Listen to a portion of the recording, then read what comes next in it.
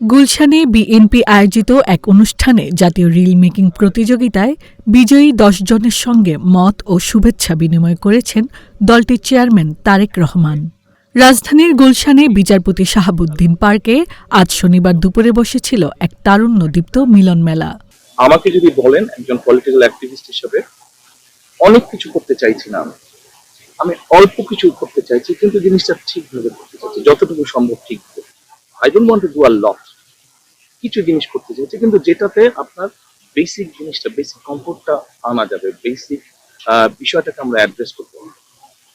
আমরা শুরু করব, আপনারা এগিয়ে নিয়ে যাবেন, আপনাদের পরের জেনারেশন ওটাকে কন্টিনিউ করবে। Meet and greet with Tarique Rahman শীর্ষক এই অনুষ্ঠানে জাতীয় রিল মেকিং প্রতিযোগিতার সেরা ১০ বিজয়ীর সাথে সরাসরি মতবিনিময় ও শুভেচ্ছা বিনিময় করেন তিনি।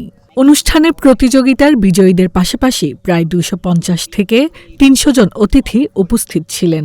আমাদের শিক্ষাও দিতে হবে বাচ্চাদেরকে, তরুণদের, যুব সমাজকে এগুলোর ব্যাপারে। তারপরে যে অনলাইন প্ল্যাটফর্মের সাথে যদি আমরা কাজ করতে পারি, লিগ্যাল গাইডেন্স যদি থাকে, লিগ্যাল প্রোটেকশন, যদি কনসিকুয়েন্সেস রিপোর্টিং, তাহলে কিন্তু জিনিসটা আস্তে আস্তে কমে আসবে। কিন্তু একটা বাড়ছে আর রয়ে থাকছে কারণ কিছু হচ্ছে না। অনুষ্ঠানে প্রধান অতিথি হিসেবে ছিলেন তারেক রহমান। এছাড়াও উপস্থিত ছিলেন তারেক রহমানের কন্যা জাইমা রহমান। তরুণ প্রজন্মের সৃজনশীলতাকে উৎসাহ দিতে বিএনপির এই ব্যতিক্রমী উদ্যোগ।